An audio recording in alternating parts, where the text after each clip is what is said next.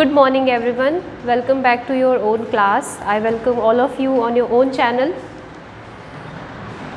Today in this video we are going to have some examples of assertive sentences.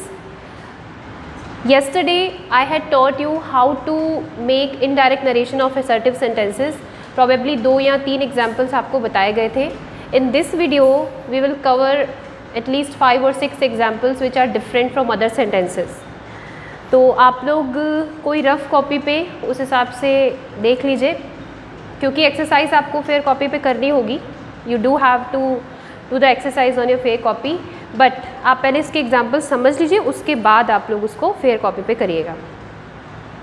तो assertive की जो tables हमने जो pronoun table, tense table और adverb change करने वाली जो टेबल थी, आई होप आप लोगों ने अच्छे से क्रैम कर ली होगी, क्योंकि वो बहुत ज़रूरी है प्रोनाउन चेंजिंग में. और टेंस टेबल, ये सारे रूल्स आपको पता होने चाहिए. ये बेस है, एक तरह से फंडामेंटल रूल्स हैं. अगर ये आपको क्लियर नहीं है तो फिर आप नरेशन को ईजिली नहीं बना पाएंगे. तो first of all you just focus on these 3 tables जो बहुत ज़रूरी हैं. उसी के बाद आप लोग नेक्स्ट स्टेप यानी असर्टिव इंट्रोगेटिव के नरेशन को सॉल्व करने की कोशिश कर सकते हैं, और तब आपको वो समझ में भी आएगा. लेकिन अगर टेबल्स नहीं प्रिपेयर किए हैं तो फिर आप नहीं समझ पाएंगे, फिर it's just a waste of time. तो हमने कल एक एग्जाम्पल लिया था जिसमें ऑब्जेक्ट मिसिंग था और प्रोनाउंस जो थे वो चेंज करने थे हमें. तो हम आज एक नेक्स्ट एग्जाम्पल इसी तरह से देखेंगे.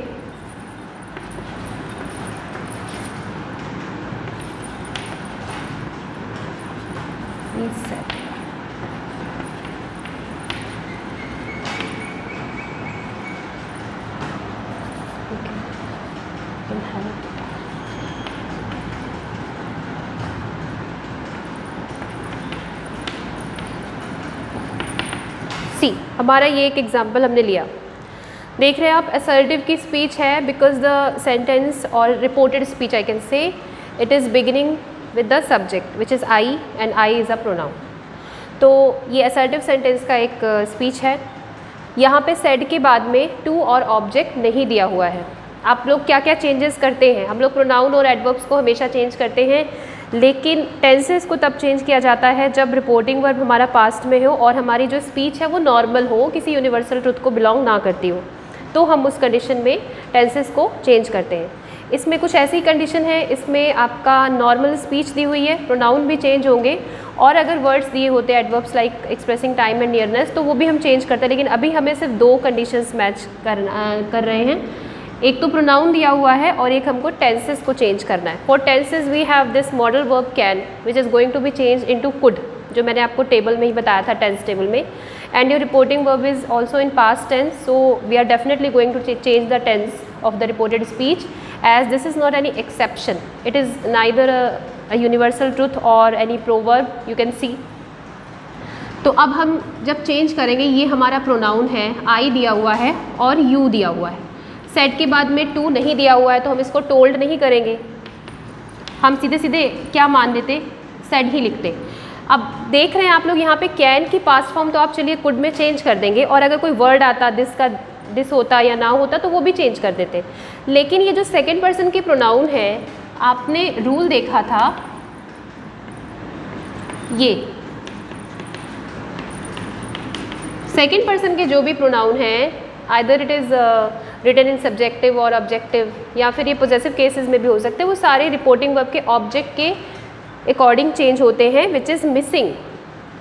तो अगर रिपोर्टिंग वर्ब का ऑब्जेक्ट मिसिंग है और आपकी रिपोर्टेड स्पीच में सेकेंड पर्सन का प्रोनाउन आ रहा है, तो फिर आप इसको इस रूल के अकॉर्डिंग कैसे चेंज करेंगे? नहीं कर पाएंगे. ऐसी कंडीशन में हमें जो ऑब्जेक्ट है वो अपने तरीके से मान लेना होता है. मैंने आपको कल बताया था कि अपना जो ऑब्जेक्ट है, ऑब्जेक्टिव केस में ही लिखेंगे हम सेड के बाद टू लगाकर. तो उससे आप लोग एज्यूम कर लीजिए, जैसे यहाँ पे टू करके हम कोई ना कोई ऑब्जेक्टिव केस का प्रोनाउन मानते. तो उसका रूल मैंने आपको बताया था. अगर आपका सब्जेक्ट थर्ड पर्सन आता है तो आपको यहाँ पे फर्स्ट पर्सन मानना होता है, और अगर रिपोर्टिंग वर्ब का सब्जेक्ट फर्स्ट पर्सन आता है तो आपको यहाँ पे जो ऑब्जेक्ट है या ऑब्जेक्टिव केस में जो भी प्रोनाउन होगा वो हम थर्ड पर्सन का मानेंगे. फर्स्ट पर्सन है तो थर्ड पर्सन मानना है, थर्ड पर्सन है तो फर्स्ट पर्सन मानेंगे. It's a rule. तो अब यहाँ पे हम क्या फर्स्ट पर्सन अगर कोई माने तो फर्स्ट पर्सन हमारे ऑब्जेक्टिव क्या होते हैं, मी और अस होते हैं ना। तो क्या हम दोनों में से कोई भी उठा के रख देंगे? जी नहीं, हम इसमें से कौन सा रखेंगे? ये हमारा सिंगुलर केस में आ रहा है, ये हमारा प्लूरल केस में आ रहा है। We will have to look at the speech again कि जो प्रोनाउन हमारा दिया है वो प्लूरल केस में है कि सिंगुलर केस में है, उसी के अकॉर्डिंग हम अपना ऑब्जेक्ट जो है वो एज्यूम करेंगे। ऑल ऑफ यू, किसी एक सिंगल पर्सन की बात नहीं हो रही, बहुत सारे लोगों की बात हो रही है। तो यहाँ पे आप मी नहीं मानेंगे, यहाँ पे आप क्या मानेंगे? अस को मानेंगे, क्योंकि यहाँ पे ये प्लूरल था। इन केस आपका सिर्फ यू लिखा होता तो सिंगुलर केस होता, फिर आप यहाँ पे मी को मानते, ठीक है, क्योंकि यहाँ थर्ड पर्सन था तो हम यहाँ फर्स्ट पर्सन ही मानते। अगर यहाँ पे फर्स्ट पर्सन होता तो हम थर्ड पर्सन मानते, वो भी मैं अभी आपको करके दिखाऊंगी। तो हमने यहाँ पे ऑल ऑफ यू के अकॉर्डिंग अस को एज्यूम किया। जब हमने अस को एज्यूम किया तो ऑब्वियसली ऑब्जेक्टिव केस में ही लिखा जाता, तो ही सेड टू अस हो गया ना। अब इसको जब आप चेंज करेंगे तो सेड टू का आप जानते हैं क्या हो जाया करता है, he told us. Then the next step is to choose the suitable connector which is that. As you all know कि असर्टिव के जो कनेक्टर्स होते हैं वो दैट होते हैं, तो हमने दैट को यूज़ किया। नाउ हमको प्रोनाउन चेंज करना है। फर्स्ट पर्सन के जो भी प्रोनाउन हैं, रिपोर्टेड स्पीच में फर्स्ट पर्सन के जो भी प्रोनाउन हैं वो रिपोर्टिंग वर्ब के सब्जेक्ट के अकॉर्डिंग चेंज होंगे, विच इज़ ही। क्या ऐसे ही रख दिया जाता है? पहले आप केस को चेक कर लीजिए, केसेस को चेक कर लीजिए। अगर दोनों केसेस सेम हैं तो नो प्रॉब्लम। अगर दोनों केसेस में एक भी केस चेंज है और रिपोर्टेड स्पीच के अकॉर्डिंग हमें चेंज करना है, then you have to convert it into the case and then you write it in the reported speech. Subjective case है आई, ही के अकॉर्डिंग चेंज होगा और ही का सब्जेक्टिव केस भी ही होता है, तो हमने यहाँ पे रखा ही। कैन की पास्ट फॉर्म आप जानते हैं, कुड हो जाएगी, हेल्प हो गया, ऑल हो गया, ऑफ हो गया। ये आपका प्लूरल केस में चल रहा था, हमें किसके अकॉर्डिंग चेंज करना है? अस के अकॉर्डिंग। तो ये ऑब्जेक्टिव केस है। कैन हेल्प वर्ब के बाद ये जो आया है यू प्लूरल केस में, ये ऑब्जेक्टिव केस में लिखा हुआ है ना, तो अस का ऑब्जेक्टिव केस भी क्या होता है? अस ही होगा with money. So this is your solution. I hope आपको थोड़ा बहुत आइडिया लग गया होगा कि ऐसे प्रोनाउन को चेंज करते हैं when your object is missing. तो थर्ड पर्सन था और हमने फर्स्ट पर्सन में एज्यूम किया, तो इसका स्ट्रक्चर कुछ इस तरह से बना। अब हम कुछ ऐसे चेंज कर देते हैं, देखिए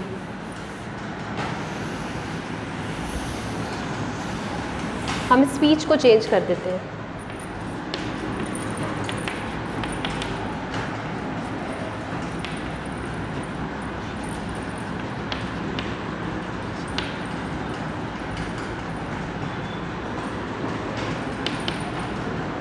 We are taking simple sentences so that you may easily understand what I want to tell you. I said you can leave my room. Simple sentence है, असर्टिव फॉर्म में दिया हुआ है, सेड के बाद में हमारा ऑब्जेक्ट नहीं है, but in a reported speech the second person pronoun has already used which we have to change according to the object of the reporting verb which is missing. देख रहे हैं आप लोग, यू दिया हुआ है, ऑब्जेक्ट नहीं है, तो आप इसके चेंज कैसे करेंगे? चेंज कैसे करेंगे? तो इस ऐसी कंडीशन में आपको एज्यूम करना पड़ेगा ना। हम हमेशा एज्यूम नहीं करते हैं, अगर ऑब्जेक्ट नहीं लिखा हो तो कोई बात नहीं। अगर आपकी स्पीच में सेकंड पर्सन के प्रोनाउन आए हैं और ऑब्जेक्ट यहाँ पे ना लिखा हो तभी एज्यूम करेंगे ना, अदरवाइज नहीं करेंगे। आपको मैं एक बार फिर से बता दूँ कि जैसे ये कुछ इस तरह से सेंटेंस लिखा होता, suppose he can leave my room, इसमें कहीं सेकेंड पर्सन का प्रोनाउन नहीं दिया हुआ है, एक आपका थर्ड पर्सन है, एक आपका फर्स्ट पर्सन है। थर्ड पर्सन आप जानते हैं कि नो चेंज नहीं होता, और जो फर्स्ट पर्सन के होते हैं वो रिपोर्टिंग वर्ब के सब्जेक्ट के अकॉर्डिंग चेंज होते हैं विच इज़ ऑलरेडी रिटन। तो इसमें ऐसी कंडीशन में अगर टू के बाद ऑब्जेक्ट नहीं भी लगा है तो हमें कोई दिक्कत नहीं है, हम उसमें प्रोनाउन को एज्यूम नहीं करेंगे। ऑब्जेक्टिव केस में उस प्रोनाउन को एज्यूम नहीं करेंगे, नहीं मानेंगे, क्योंकि सेकेंड पर्सन का प्रोनाउन हमारा नहीं दिया हुआ है, तो हमको चेंज नहीं करना है। ये कंडीशन कब अप्लाई करेंगे? जब आपकी स्पीच में सेकेंड पर्सन का प्रोनाउन दिया है और आपकी रिपोर्टिंग वर्ब में ऑब्जेक्ट नहीं दिया हुआ है, तब हम एज्यूम करेंगे, क्योंकि हम इस रूल के अकॉर्डिंग फिर चल नहीं सकते ना, इसलिए ऑब्जेक्ट को एज्यूम करना यहाँ पे ज़रूरी है। तो यहाँ ऑब्जेक्ट नहीं है और सेकेंड पर्सन का प्रोनाउन आ गया, तो अब मैंने आपको क्या रूल बताया कि अगर रिपोर्टिंग वर्ब का सब्जेक्ट जो है वो फर्स्ट पर्सन में आ रहा है कोई, तो आप ऑब्जेक्ट जो है वो थर्ड पर्सन में मानिए, और अगर यहाँ थर्ड पर्सन आता, as we have seen in the previous sentence, previous solution, वहाँ थर्ड पर्सन था तो हमने फर्स्ट पर्सन माना था, यहाँ फर्स्ट पर्सन है तो आप थर्ड पर्सन मानोगे। थर्ड पर्सन में आप ये सब मान सकते हैं ना ऑब्जेक्टिव केस में। देखिए यही तो ऑब्जेक्टिव केसेस है।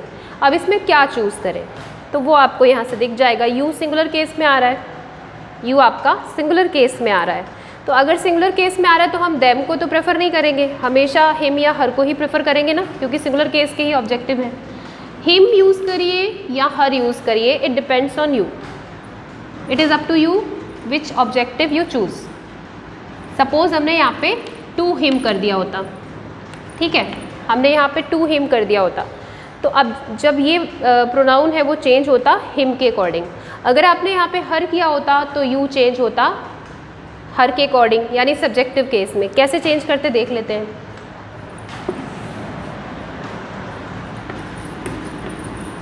ये सेंटेंस कुछ ऐसे लिखा हुआ था और हमने हिम को चूज़ किया, तो हमने यहाँ पे टू हिम करके ऑब्जेक्ट मान लिया। अब जब मान लिया तो सेड टू का क्या हो गया, आई टोल्ड हिम। टेल और टोल्ड के बाद में हम कभी भी प्रीपोजिशन टू नहीं लगाते, डायरेक्टली ऑब्जेक्ट लिखते हैं। कनेक्टर आप जानते हैं, दैट को यूज़ करेंगे।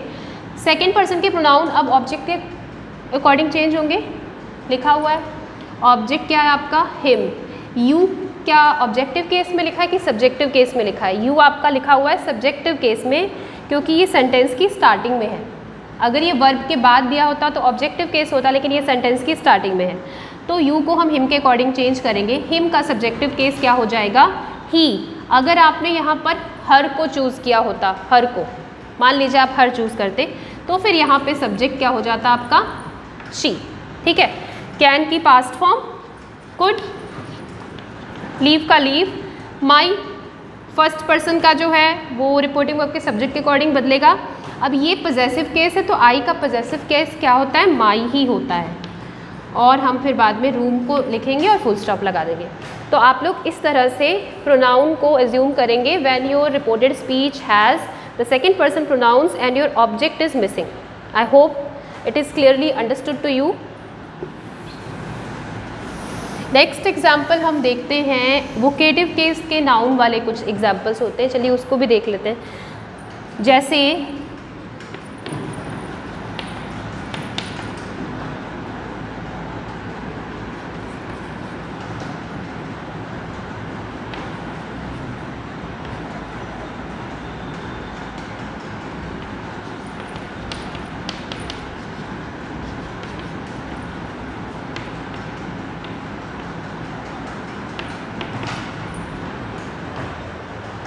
ये सेंटेंस देखिए आप लोग, Hari said you are an intelligent boy Ram, ठीक है। इस तरह के भी कुछ एग्जाम्पल्स आपको देखने को मिलेंगे सेंटेंसेस में।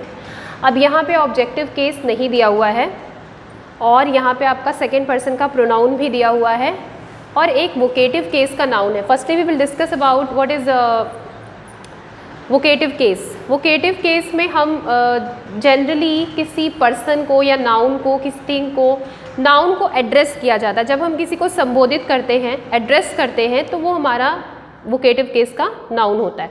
तो ये वोकेटिव केस के नाउन्स को कैसे आइडेंटिफाई करते हैं, ये आपके रिपोर्टेड स्पीच में जो स्पीच है, it is written in the beginning, either it is written in the beginning और in the end, but it is separated with a comma from the other clause, और we can say from the other sentence. जैसे ये comma से separated है और ये last में गया है। अगर हम स्टार्टिंग में लिखते तो राम लिखते और कॉमा लिखकर इसको सेपरेट कर देते सेंटेंस को। तो ये एड्रेसिंग वाले नाउन है। एड्रेसिंग वाले नाउन में हम किसी को संबोधित कर रहे हैं, किसी को कुछ कह रहे हैं, बुला रहे हैं, एड्रेस कर रहे हैं। तो यहाँ से आपको पता चल गया कि एड्रेसिंग वाले जो नाउन्स होते हैं उनके कैसे चेंज करेंगे। आप लोग सोच रहे होंगे कि यहाँ पे ऑब्जेक्ट नहीं है, यहाँ सेकेंड पर्सन का प्रोनाउन दिया हुआ है, तो क्यों ना हम यहाँ जो भी मैंने आपको रूल बताया कि आप लोग एज्यूम कर लीजिए रिपोर्टिंग वर्ब का सब्जेक्ट अगर थर्ड पर्सन है तो आप फर्स्ट पर्सन मान लीजिए, फर्स्ट पर्सन है तो थर्ड पर्सन मान लीजिए। लेकिन यहाँ पे ये रूल नहीं अप्लाई करेंगे। यहाँ पे एक्सेप्शन ये है कि आप देखिए इस वोकेटिव केस के नाउन को, ये ऑलरेडी सेंटेंस में दिया हुआ है।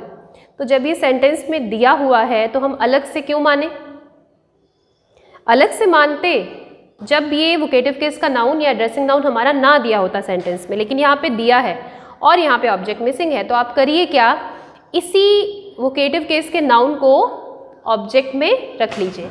तो ये कुछ ऐसे हो जाएगा, अगर आप रफली देखें,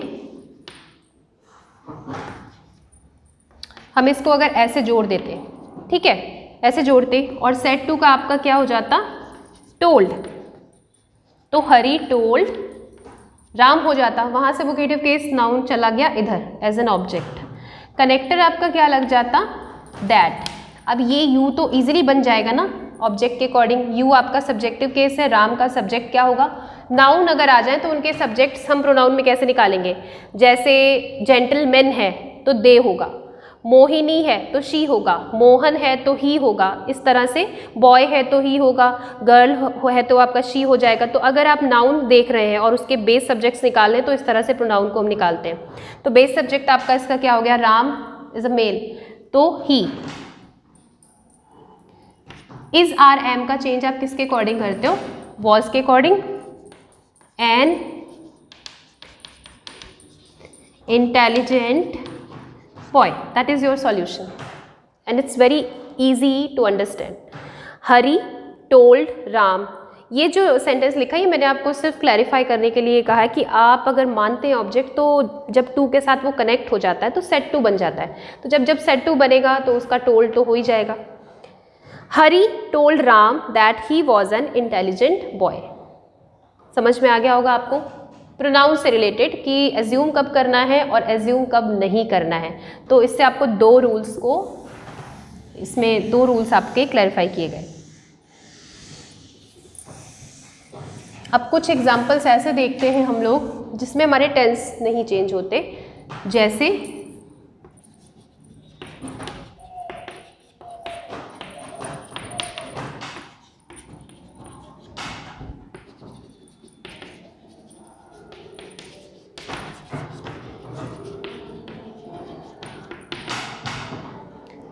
I had not completed my work is written in the speech, और ये आपका रिपोर्टिंग वर्ब है। तो चलिए इसको जरा चेंज करते हैं। सेट टू का क्या हो जाएगा, told, because our speech is assertive. तो आप जानते हैं कि सेट के बाद अगर टू लगा तो यहाँ पे टोल्ड होता है। कनेक्टर आपका कौन सा होता है, that. She told me, which connector we are going to use, that is the suitable connector for assertive sentences as well as for exclamatory sentences and operative sentences. Sometimes we use an imperative type 2, which I will discuss later on. She told me that, I का change she के according।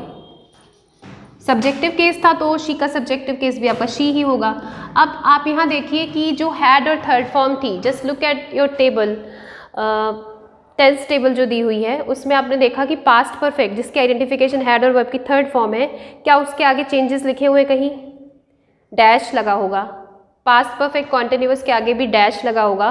It means if your speech belongs to any of these two types of sentences और tenses, sorry, तो आप tense नहीं बदलने वाले हो, आप उसको एज इट इज़ ही लिखेंगे। She had not completed, my is in possessive case, according to she it will change into her work. So your solution is she told me that she had not completed her work. ठीक है, I hope आपको ये वाला sentence भी समझ आ गया होगा। जब हम टेंसेस को चेंज नहीं करते हैं, टेंसेस कौन कौन सी कंडीशंस में चेंज नहीं होते आप जान चुके हैं। एक तो एक्सेप्शनल वाले सेंटेंसेस हो, और दूसरा जिन टेंसेस को हम नहीं चेंज करते हैं स्पीच में, उस तरह के सेंटेंसेस आएंगे तब भी हम टेंसेस को नहीं चेंज करेंगे। तो अब इसके बाद हम कुछ और एग्जाम्पल्स ले लेते हैं।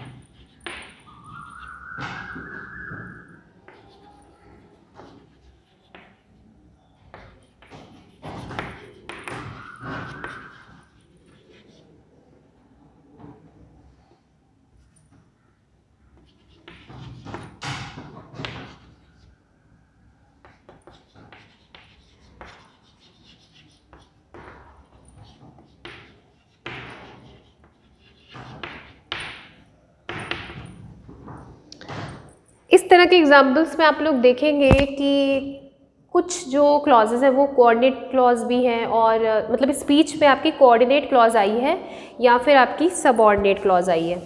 तो देख रहे हैं आप यहाँ पे, but he is not getting the results दिया हुआ है। इस कनेक्टर से ये स्पीच ऑलरेडी कनेक्टेड है, दो सेंटेंसेस हैं जो कि कनेक्टर से ज्वाइन किए गए हैं।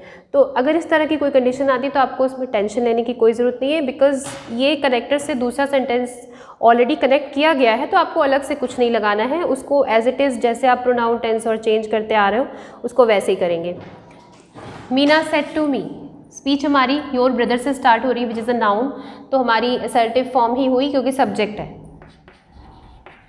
Meena told me, connector that. Your का चेंज हम मी के अकॉर्डिंग करेंगे। योर हमारा पजेसिव केस में है, मी का पजेसिव केस माई।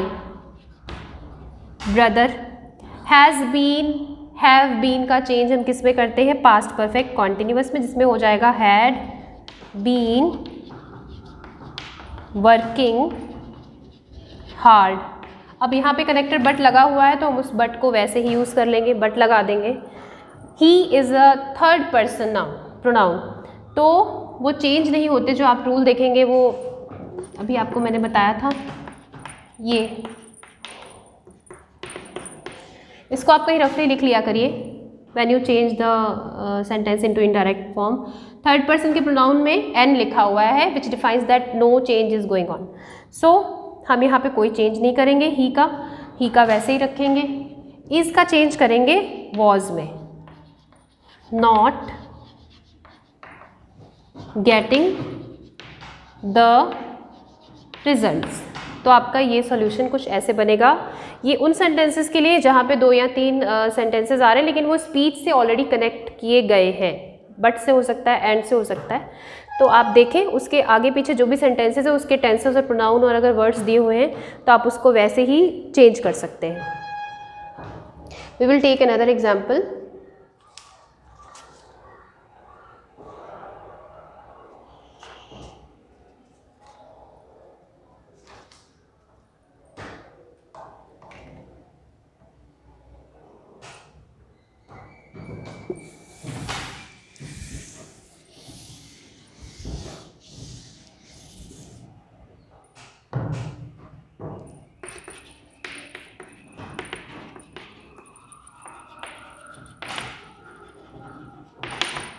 ये एडवर्ब जो है वो स्पीच में आ रहा है तो उसकी कोई टेंशन नहीं है आपको, क्योंकि जहाँ भी एडवर्ब्स आएंगे अगर ये एडवर्ब रिपोर्टिंग वर्ब में कनेक्टेड है तो हम इसको वैसे ही चेंज करेंगे। यस्टरडे का जैसे आप जानते हैं द प्रीवियस डे या द लास्ट डे होता है तो हम उसको वैसे ही चेंज करेंगे। ये सेंटेंस मैंने इसलिए लिया क्योंकि बच्चे कन्फ्यूज़ हो जाते हैं, स्टूडेंट्स कन्फ्यूज़ हो जाते हैं कि रिपोर्टिंग वर्ब में ये यस्टरडे आ गया तो क्या हम इसको चेंज करेंगे। जी हाँ, बिल्कुल करेंगे। अगर ये इधर आ रहा है तो आप उसको चेंज करेंगे।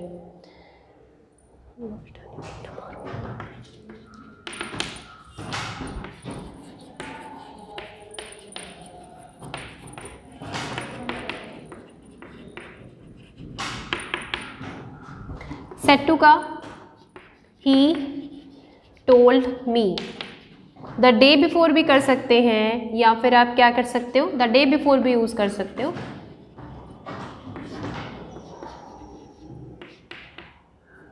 द प्रीवियस डे भी यूज़ कर सकते हैं, लास्ट डे भी यूज़ कर सकते हैं। दैट लगाया, आई का चेंज हमने ही के अकॉर्डिंग किया तो ही। विल की पास्ट फॉर्म वुड हो गई, रिटर्न का रिटर्न हो गया।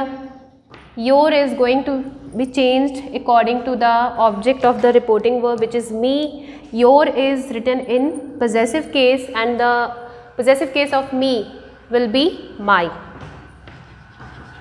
So my हो गया आपका book and tomorrow is written in the speech. So here we are going to change it into the next day. आपका सेंटेंस का सॉल्यूशन क्या हुआ, he told me the day before या the previous day that he would return my book the next day. तो ये कुछ examples हैं assertive के सेंटेंसेस, बहुत ईजी हैं। अगर आपको कोई ऐसी दिक्कत हो रही है तो प्लीज़ जो प्रीवियस रूल्स लिखवाए गए हैं, टेंसेस या प्रोनाउन टेबल या प्रोनाउन चेंजिंग जो रूल्स बताए गए हैं, प्रीवियस वीडियोज़ को आप चेकआउट करिए और उससे आप देखिए कि कैसे चेंज करते हैं, तब आप लोग ईज़िली इन सेंटेंसेस को बना पाएंगे। आज की वीडियो में हमने कुछ एग्जाम्पल्स देखे और नेक्स्ट वीडियो में हम कुछ और एग्जाम्पल्स के साथ नेक्स्ट सेंटेंस को डिस्कस करेंगे, विच इज़ इंट्रोगेटिव सेंटेंस। ठीक है, thank you for watching the video. Subscribe करिए इस चैनल को और अपने फ्रेंड्स से ज़्यादा शेयर करिए प्लीज़। Thank you.